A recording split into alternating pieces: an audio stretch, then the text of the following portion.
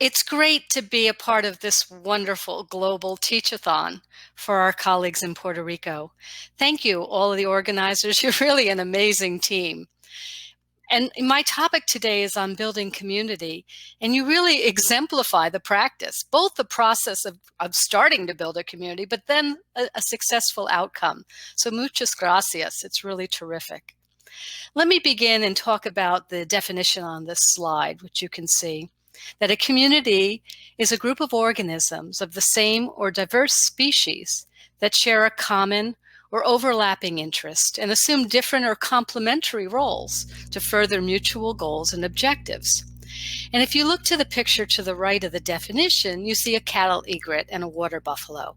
That's a very simple symbiotic relationship for a community. The cattle egret eats the pests that are on the water buffalo's back, and the water buffalo provides the food for the egret. So they have a nice relationship. But communities can be more complex, like we see in the honeybees that are in the picture on the left below the definition. And you can see this is much more complicated. They all have very discrete roles, and they have to use very sophisticated communication in order to accomplish their goals of making honey. And then on the right side, on the bottom, you see my favorite community. This is the U.S. women's national soccer team, or football for those of you around the world.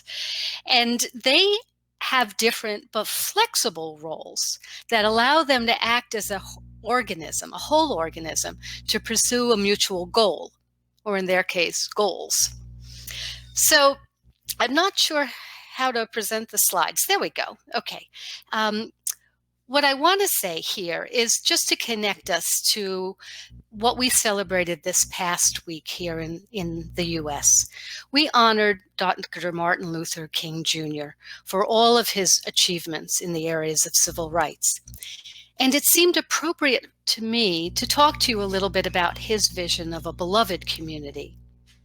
I'd heard this term, on and off over the years, but it really wasn't until last March when Dr. Annalise Singh was a keynote speaker at TESOL at our convention in Atlanta. And she used this term and explained what Dr. Martin Luther King thought about it. And you can see part of his quote here from the speech he gave back in 1957. It says, "Our goal is to create a beloved community, and this will require a qualitative change in our souls, as well as a quantitative change in our lives." Not easy to do. But, as a result of this, I started to envision what a beloved community for TESOL might look like today. I did a little bit of research, as you can see, and I started with the Dr. Martin Luther King Center to see what he intended.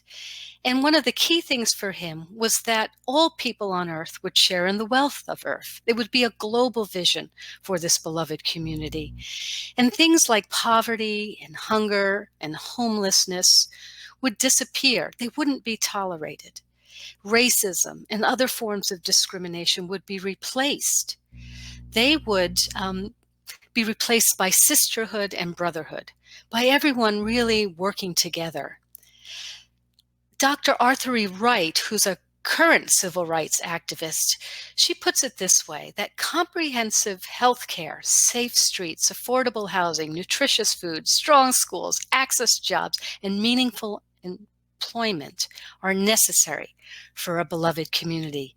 And I really wanted to emphasize the strong schools, because we're all educators and we're doing our best to really create strong schools for our learners. And in most cases, that will lead to meaningful employment for them.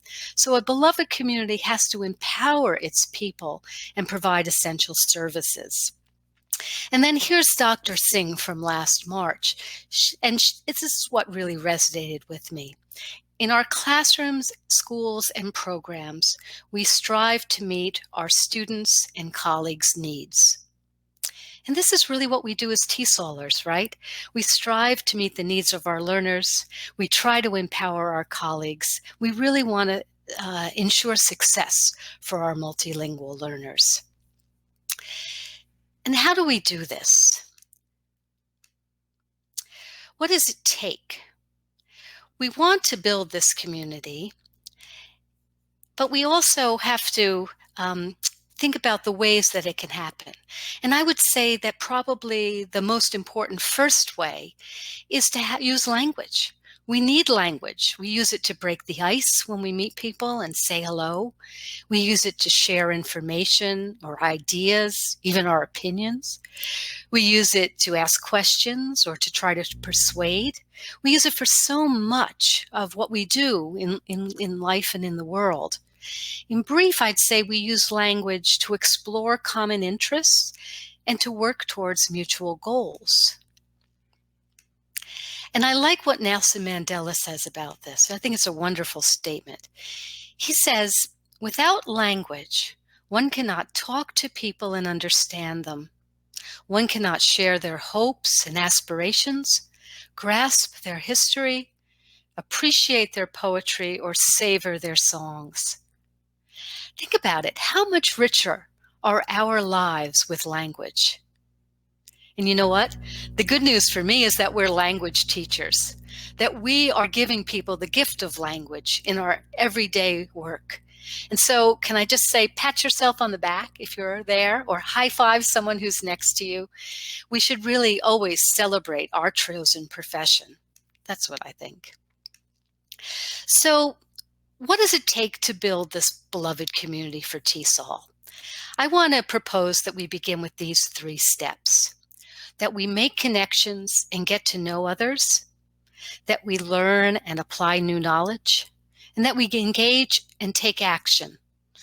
And in fact, you can take action right now. If you haven't yet donated to our Puerto Rican colleagues, please do so at the GoFundMe page for the American Red Cross charity that will help them in Puerto Rico. And you can see the bit.ly up here. Another thing that I think we have to be happy about is that we are members of the TESOL family. We're lucky. We have an organization with a mission that is to help people understand one another through language education and multicultural knowledge. I put up here our strategic plan. Take a look at it. I know it's kind of small, but I'll just tell you the big outcomes. And outcome number 1 is that we strive for global presence and connectivity. Number 2 is that we share knowledge and expertise. And number 3 is that we promote agency through voice and advocacy. And this ELT Day for Puerto Rico is a perfect example of outcome 1, global presence and connectivity. It's been possible due to the networks that we have of TESOL affiliates, our Latin American regional group, and the ANPC, the Affiliate Network Professional Council. Can I just say kudos for you for making this happen, for bringing it to life? And then when we think about outcome 2, we're thinking about knowledge and expertise. And earlier today, Deborah Healy said knowledge is power. And I agree with that. I think knowledge empowers all of us. But I also want to point out that it's expertise that enables us to be effective and to make an impact. And TESOL supports our teacher knowledge and our expertise in numerous ways. And you see some examples here on the slide. We've got the TESOL Journal, the TESOL Quarterly, professional journals for all of us to share research and disseminate findings. We've got many books from TESOL Press. We've got the virtual seminars, which are, I think, monthly, and they're free to members and at low cost to others. And we have the Resource Center, where we can get lots of ideas for lesson plans, for curriculum frameworks, for assessments, and so much more.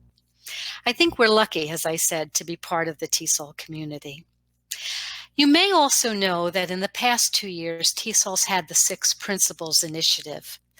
And these principles are guidelines for effective education, assessment, and programming for English learners. And they're applicable in all settings around the world. Any age learner, any type of classroom where English is being learned as a new language. But today I want to talk about the 6th principle because it's the one that's most relevant to my topic. It calls for educators to engage and collaborate within a community of practice. And if this were a standard, I would say that the ELT Day for Puerto Rico event not only meets the standard, but it far exceeds it. This has been great. It's really been a terrific day and a wonderful collection of shared knowledge and expertise. But there are other ways, too, that we do engage and collaborate with one another, and you see these on the slide. The book study groups, professional learning communities, the My TESOL groups online, where we have lots of chats and share lots of good ideas. We also have many of you, I'm sure, your resources to your colleagues, your specialists, your language specialists. They should be turning to you when they have questions about the learners. You probably do a lot of curriculum planning with others as well. And can I take this opportunity to invite you to Denver? Come to the TESOL 2020 convention. I've gotten to know a number of you through your little pictures here on the screen, but I'd love to meet you face to face. And finally, I just want to call attention to that last bullet, because many of us are advocates and we work with others to do advocacy. We advocate for our learners, for our families, for our communities. We try to change policies and practices. But as a community together, we amplify our voices, and that's why it's so important. So, in closing, I just want to say, I hope we can build a community by doing these small things, by making connections and getting to know others, by learning and applying new knowledge, and by engaging and taking action. And you can take action right now by donating some funds to our colleagues in Puerto Rico. But in general, overall, if we build a beloved TESOL community, we empower ourselves and we empower others. Thank you very much.